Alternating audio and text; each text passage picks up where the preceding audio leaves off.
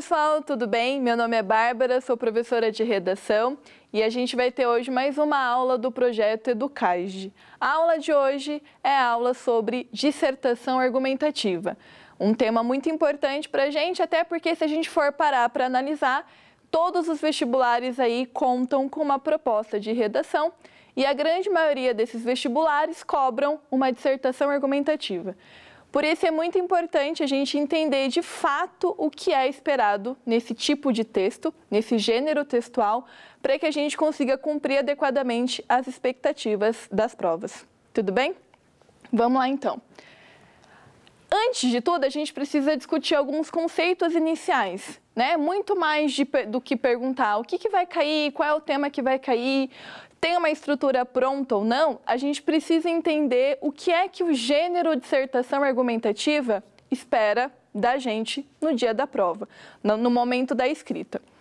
Então, o que eu fiz aqui? Eu separei para vocês os dois conceitos que integram a dissertação argumentativa.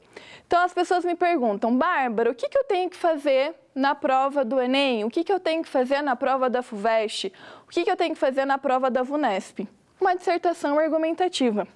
Mas só saber o gênero não nos ajuda a entender o que de fato é esperado na nossa produção. Por isso, a gente precisa conhecer o que é dissertar e o que é também argumentar. Então, vamos lá. O que a gente pode pensar em dissertar? Dissertar nada mais é do que opinar criticamente sobre um determinado tema. E quando eu falo para vocês opinar criticamente, eu falo no sentido de evitar o senso comum. Evitar apenas reafirmar o tema. É por isso que aqui, nessa parte da dissertação, a gente precisa ativar o que a gente chama de conhecimento de mundo. O que é que você entende sobre aquela temática? O que você já ouviu falar sobre aquela temática? O que você conhece de fato com relação à temática apresentada? A gente precisa ter essa opinião crítica, que não seja apenas um senso comum. Vamos pensar no exemplo. Se a gente pegar o tema do Enem do ano passado, democratização do acesso ao cinema no Brasil. O que é que a banca do Enem esperava da gente, né? Dessa parte da opinião. Por que o cinema não é democratizado no Brasil? Por que muitas pessoas não têm acesso ao cinema no Brasil? E vejam que só pensar nesses questionamentos não vai ser o bastante. A gente vai ter que estipular também, a gente precisa articular algumas justificativas para isso. Então, o que a gente poderia pensar? Muitas pessoas não vão ao cinema porque, para muitas pessoas, o ingresso do cinema é caro. E por que isso acontece? Então, quando a gente estiver pensando no ato de dissertar, a gente precisa buscar as questões envolvendo justificativas. Se a gente conseguir justificar a nossa opinião, não necessariamente no papel, mas nessa articulação prévia, a gente consegue sair do senso comum. Vocês devem estar se perguntando, mas Bárbara, o que é o senso comum? O senso comum, nesse caso, seria só reafirmar o tema. Então, eu digo lá na minha tese, que vai ser a nossa próxima aula, eu menciono que realmente muitas pessoas não têm acesso ao cinema no Brasil. Notem que agora eu só falei, exato, Enem, você está certo, as pessoas não têm acesso. Mas isso não é o que a banca do vestibular quer. Ela quer que a gente vá um pouco além. É por isso que a gente precisa ter a opinião crítica. Como é que a gente vai adquirir essa opinião crítica, Bárbara? Lendo, assistindo a jornais, assistindo a filmes, conhecendo um pouco das questões políticas, sociais que envolvem aqui o nosso dia a dia, o nosso cotidiano. Então, lembre-se sempre, nada de só reafirmar o tema. Eu preciso ir além, eu preciso buscar uma justificativa. Quais seriam as justificativas nesse exemplo, Bárbara? Vamos lá. Muitas pessoas não têm acesso ao cinema, não frequentam o cinema, porque o valor dos ingressos é caro. E o que gera esse contexto? O que eleva os valores? Por que muitas pessoas validam o valor como caro? A gente tem uma questão de desigualdade social, de oportunidade de acesso, questões de trabalho. Percebam que a gente vai buscando um leque cada vez maior. O aluno, então, que consegue sair desse básico de só reafirmar o tema, ele, de fato, dá essa opinião crítica. Então, guardem sempre isso. Diante de qualquer tema de um vestibular que cobre uma dissertação argumentativa, a gente precisa tentar entender e aplicar as nossas justificativas. É o primeiro passo, tá? O gênero ainda, ele pede mais uma ação, o ato de argumentar, né? Então, às vezes, a gente até consegue dar essa opinião crítica, a gente consegue ir além do senso comum, mas aí quando chega no argumentar a gente trava. Por quê? Muitas vezes a gente apenas reproduz as ideias, a gente não para analisar essas ideias. Aqui, no argumentar, a gente precisa trazer algum repertório, né? Que é um termo aí, uma expressão, repertório sociocultural, muito cobrado nos grandes vestibulares hoje no Brasil. O que é um repertório sociocultural? Você tem algum filme que trabalhe essa questão? Você conhece alguma música que trabalhe essa questão?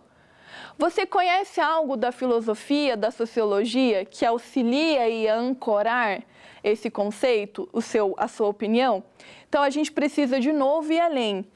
Mais do que dar a nossa opinião crítica, o vestibular quer que a gente apresente comprovações, né? Então, se a gente pegar, por exemplo, o vestibular do Enem, o vestibular da FUVEST, o vestibular da VUNESP, eles esperam aí que a gente apresente algum repertório. De novo, aconselho a vocês, leituras, assistir a filmes, assistir a séries, para que vocês, na hora que olhem para o tema, comecem a pensar, nossa, eu conheço algo que não está aqui na prova, que me auxilia na composição do texto. É isso que se espera. Então, a gente precisa dissertar e argumentar. Uma dica muito legal que eu dou aqui para vocês é a seguinte: muitas vezes a gente tem um costume, né, por ser mais prático, por não nos incomodar tanto, de ler sempre apenas textos que traduzem aquilo que a gente defende. Então, tal texto traz muito aquilo que eu gosto, vou ler esse texto. Um conselho que eu dou: tentem também, né, ler coisas que não vão aí de encontro à sua opinião. É muito importante a gente conhecer, saber o que o outro lado defende, o que a outra perspectiva aborda, para a gente conseguir agregar mais conhecimento aí à nossa argumentação. Então, como é que eu vou conseguir contra-argumentar? Como é que eu vou conseguir rebater uma ideia se eu não sei como é que o outro lado enxerga essa perspectiva? Então, é muito importante a gente também conhecer coisas diversas, assuntos diversos àqueles que a gente costuma trabalhar, que a gente gosta de ver, de assistir, de ler. Tudo bem? Então, a gente tem que guardar essas duas palavrinhas que fazem muita importância quando a gente vai pensar numa redação de vestibular. Conhecendo essas duas bases, a gente pode ir para os outros tópicos. Um outro tópico muito importante é o que os alunos sempre perguntam: quem é que vai ler o meu texto? A gente sabe que é um corretor, né? É um corretor, uma pessoa que foi treinada para conseguir corrigir seu texto, que conhece o tema, que conhece a estrutura. Qual é o erro que a grande maioria dos alunos cometem quando escreve uma dissertação argumentativa? Eles de fato acreditam que quem vai corrigir o texto é o corretor do vestibular. E aí vocês podem estar se perguntando: mas Bárbara, não é para pensar assim? Não. Quando a gente for pensar em leitor do nosso texto, a gente vai pensar no que a gente chama de leitor universal. Como assim, Bárbara? O que é um leitor universal? Sempre que vocês estiverem diante de um texto em que há um esquema avaliativo, né? Você está num processo de avaliação, o que vocês precisam pensar, né? O que tem que estar na cabeça de vocês? Que o leitor do nosso texto é um leitor universal. Ou seja, alguém que não necessariamente tem conhecimento prévio sobre o assunto. Ué, Bárbara, mas o corretor não tem que conhecer o tema, ele não tem que saber a estrutura? Sim, ele tem que conhecer o tema e ele tem que saber a estrutura. Mas a gente não escreve o texto para ele. a dica que eu sempre dou é, imagine um texto, pensa num texto, e comece a imaginar se qualquer pessoa que estivesse diante desse texto se entenderia o que você está escrevendo. Imagina, eu vou dar o texto para minha mãe, para o meu irmão, para o meu vizinho, qualquer pessoa. Será que qualquer pessoa teria uma base do que você está falando no texto? Se sim, o seu texto é muito bom. Agora, se for um texto extremamente voltado para o corretor, pode ser que seu texto não seja um texto tão bom. Porque a gente não pode partir do pressuposto de que o corretor sabe tudo o que você está falando. Ele conhece o tema, ele conhece a estrutura, mas ele não é obrigado a saber de todas as possibilidades do tema. Por isso que a gente precisa levar em conta que o leitor do nosso texto é um leitor universal. Tudo bem? Depois a gente entra na parte estrutural. E aqui nessa parte estrutural, né, de início, 2 tópicos precisam ser levados em consideração. Primeiro, o que a gente chama de macroestrutura e depois o que a gente chama de microestrutura. Bárbara, o que é a macro, o que é a micro? A gente vai ver que a macro é o texto como um todo. A micro vai ser as partezinhas dentro de cada parágrafo.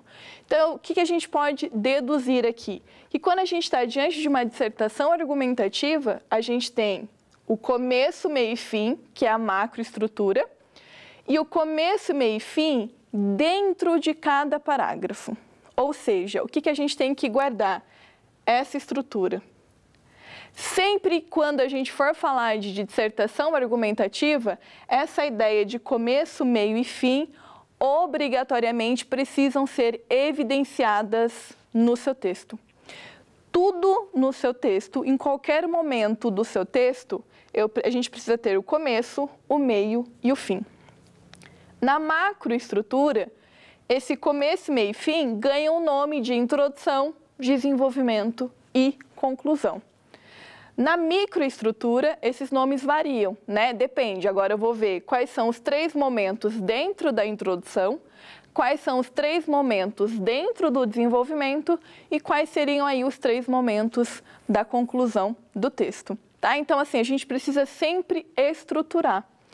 E é por isso que eu trago para vocês também a questão do planejamento textual.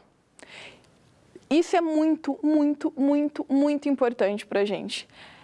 Os corretores, eles conseguem olhar o texto e eles conseguem ter certeza e saber se você planejou ou não o texto. Quando a gente for pensar em texto, o que eu queria deixar para vocês é a analogia que eu sempre trabalho. Imaginem assim, um engenheiro, né? Eu acho impossível isso acontecer. Um engenheiro, ele acorda e fala assim, bom, hoje à tarde eu vou começar uma obra. Ele não planejou nada, ele só vai lá para o lugar da obra, chama o pessoal que vai ajudá-lo, não pensa no material, compra aí o material que ele acha que vai dar, não planeja e decide construir um prédio. Vocês acham que vai dar certo? Não, né? Ele precisa de um planejamento. Ah, Bárbara, mas construir um prédio é muito mais trabalhoso e mais difícil do que fazer uma redação. Doce engano. Será que a gente pode pensar dessa forma mesmo? Posso dizer para vocês que não. Por quê? Se o texto não foi planejado, não tem como a gente ter uma nota boa. Então, igual o processo que eu falei para vocês da construção do prédio, tem que ser o nosso texto. People, o texto, ele não é inspiração divina. Não é assim, eu vou ter 20 minutos e vai ter que sair o texto. Não. A gente está num cenário atual, brasileiro principalmente, em que 1/10 compromete ou não a sua nota, né? 1/10 pode te prejudicar muito. Então, a gente precisa, de fato, estruturar esse planejamento.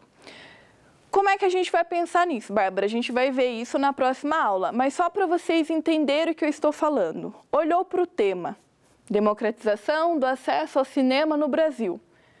O que você sabe falar sobre esse tema? E aí, a gente tem que lembrar aí que há uma diferença entre o que você quer falar e o que você consegue falar. E não há problema nenhum nisso, né? Às vezes tem alunos assim, nossa, eu quero trazer essa ideia, mas você dá conta de abordar essa ideia? Não. deixa essa ideia de lado. É por isso que o planejamento textual vai ser muito importante para a gente de fato saber aquilo que você dá conta e aquilo que você não dá conta de discutir.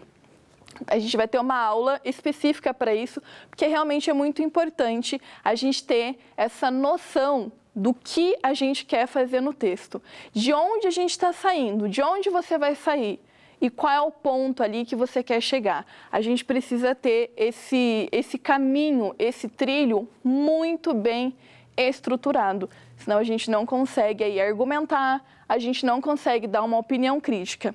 E se a gente conseguir, não fica muito bom, porque não adianta nada eu ter um repertório maravilhoso, eu ter uma opinião perfeita, só que eu não consigo articular isso adequadamente no texto, tá? Então, a primeira dica que eu vou dar para vocês, antes de qualquer coisa para fazer uma dissertação argumentativa, olhe para o tema, pegue uma folha em branco e começa a fazer o que a gente chama de brainstorm, aquela tempestade de ideias. Tudo que vier à sua cabeça, vai anotando. E depois você olha e pensa o que eu quero, o que eu posso e o que eu dou conta, tá? Vai ser um exercício bem interessante para a gente aqui discutir a dissertação argumentativa. Tudo bem, pessoal?